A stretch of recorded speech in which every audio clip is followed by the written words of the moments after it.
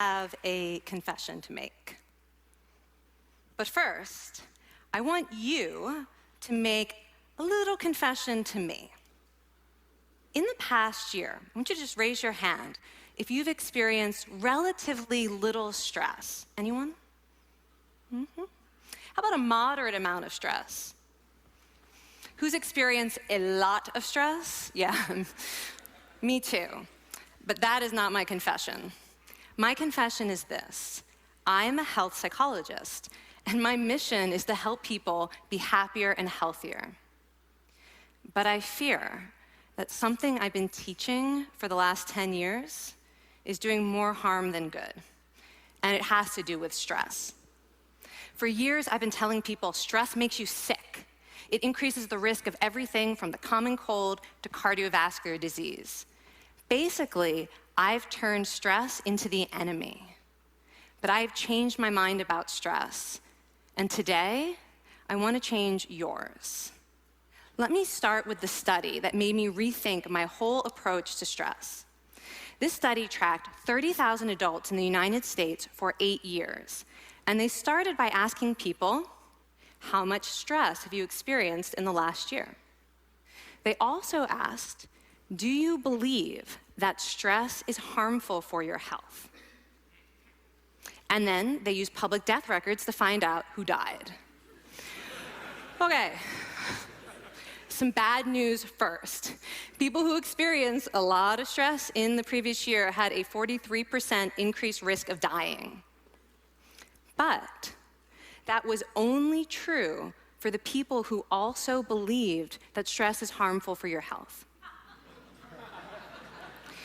People who experienced a lot of stress but did not view stress as harmful were no more likely to die. In fact, they had the lowest risk of dying of anyone in the study, including people who had relatively little stress. Now, the researchers estimated that over the 8 years they were tracking deaths, 182,000 Americans died prematurely, not from stress, but from the belief that stress is bad for you. That is over 20,000 deaths a year. Now, if that estimate is correct, that would make believing stress is bad for you the 15th largest cause of death in the United States last year, killing more people than skin cancer, HIV, AIDS, and homicide. You can see why this study freaked me out. Here I've been spending so much energy telling people stress is bad for your health. So this study got me wondering, can changing how you think about stress make you healthier? And here the science says yes. When you change your mind about stress, you can change your body's response to stress. Now, to explain how this works, I want you all to pretend that you are participants in a study designed to stress you out. It's called the social stress test. You come into the laboratory, and you're told you have to give a 5-minute impromptu speech on your personal weaknesses to a panel of expert evaluators sitting right in front of you. And to make sure you feel the pressure, there are bright lights and a camera in your face, kind of like this. And the evaluators have been trained to give you discouraging nonverbal feedback, like this.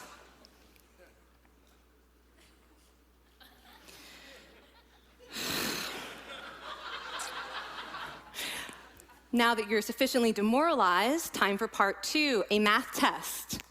And unbeknownst to you, the experimenter has been trained to harass you during it. Now, we're gonna all do this together. It's gonna be fun, for me. Okay. I want you all to count backwards from 996 in increments of 7. You're gonna do this out loud as fast as you can, starting with 996. Go. Go faster. Faster, please. You're going too slow. Stop, stop, stop, stop.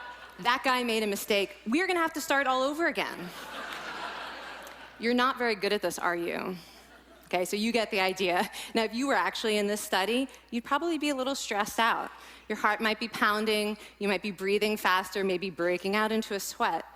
And normally we interpret these physical changes as anxiety or signs that we aren't coping very well with the pressure. But what if you viewed them instead as signs that your body was energized, was preparing you to meet this challenge? Now, that is exactly what participants were told in a study conducted at Harvard University. Before they went through the social stress test, they were taught to rethink their stress response as helpful. That pounding heart is preparing you for action. If you're breathing faster, it's no problem. It's getting more oxygen to your brain.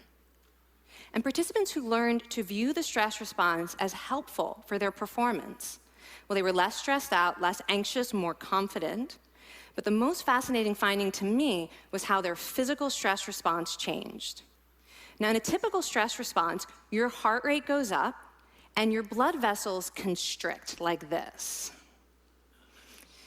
And this is one of the reasons that chronic stress is sometimes associated with cardiovascular disease. It's not really healthy to be in this state all the time. But in the study, when participants viewed their stress response as helpful, their blood vessels stayed relaxed like this. Their heart was still pounding, but this is a much healthier cardiovascular profile.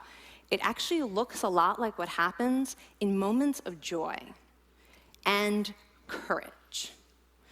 Over a lifetime of stressful experiences, this one biological change could be the difference between a stress-induced heart attack at age 50 and living well into your 90s. And this is really what the new science of stress reveals, that how you think about stress matters. So my goal as a health psychologist has changed. I no longer want to get rid of your stress. I want to make you better at stress. And we just did a little intervention. If you raised your hand and said you'd had a lot of stress in the last year, we could have saved your life. Because hopefully the next time your heart is pounding from stress, you're going to remember this talk, and you're going to think to yourself, this is my body helping me rise to this challenge. And when you view stress in that way, your body believes you, and your stress response becomes healthier. Now, I said I have over a decade of demonizing stress to redeem myself from. So we are going to do one more intervention. I want to tell you about one of the most underappreciated aspects of the stress response. And the idea is this: stress makes you social.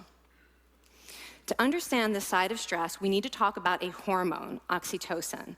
And I know oxytocin has already gotten as much hype as a hormone can get. It even has its own cute nickname, the cuddle hormone, because it's released when you hug someone. But this is a very small part of what oxytocin is involved in. Oxytocin is a neurohormone. It fine-tunes your brain's social instincts. It primes you to do things that strengthen close relationships. Oxytocin makes you crave physical contact with your friends and family. It enhances your empathy. It even makes you more willing to help and support the people you care about. Some people have even suggested we should snort oxytocin to become more compassionate and caring. But here's what most people don't understand about oxytocin. It's a stress hormone. Your pituitary gland pumps this stuff out as part of the stress response. It's as much a part of your stress response as the adrenaline that makes your heart pound. And when oxytocin is released in the stress response, it is motivating you to seek support. Your biological stress response is nudging you to tell someone how you feel instead of bottling it up.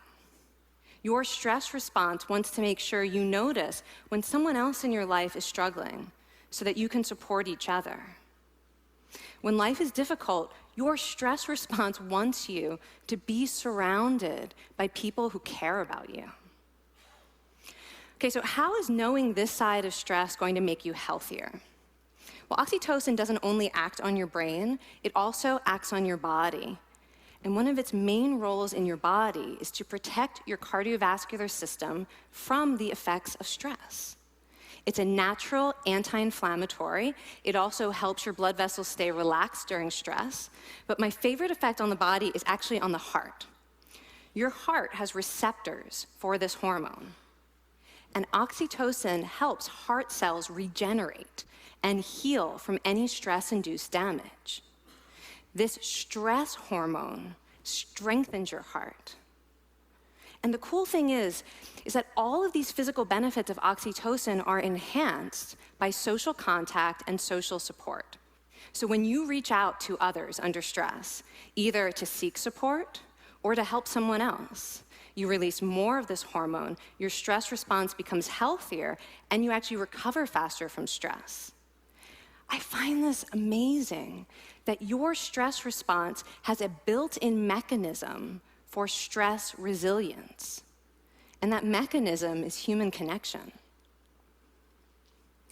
I want to finish by telling you about one more study. And listen up, because this study could also save a life.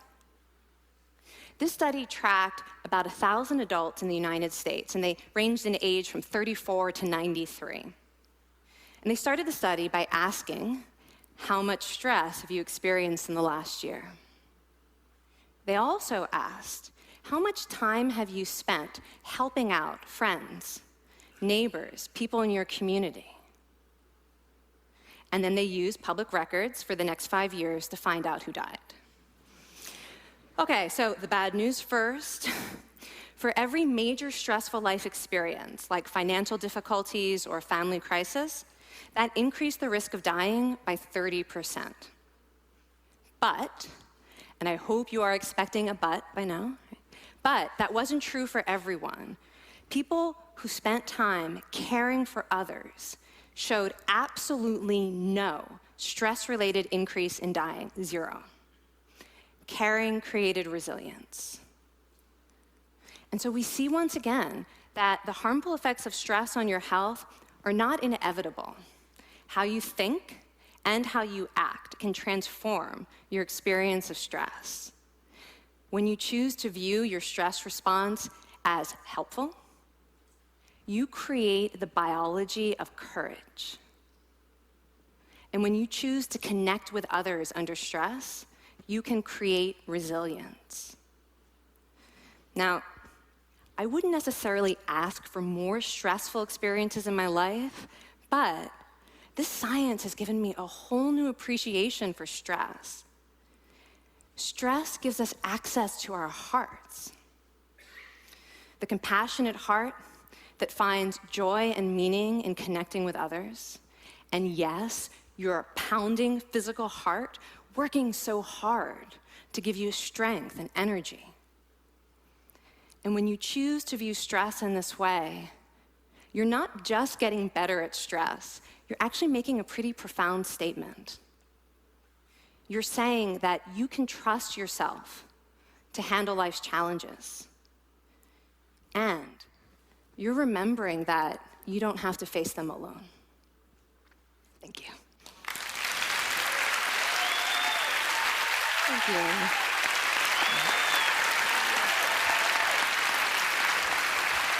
I mean, this is kind of amazing what you're telling us. It seems amazing to me that a belief about stress can make so much difference to someone's life expectancy. How would that extend to advice? Like if someone's making a lifestyle choice between, say, a stressful job and a non-stressful job, does it matter that which way they go, that it's equally wise to go for the stressful job so long as you believe that you can handle it in some sense? Yeah, and one thing we know for certain is that chasing meaning is better for your health than trying to avoid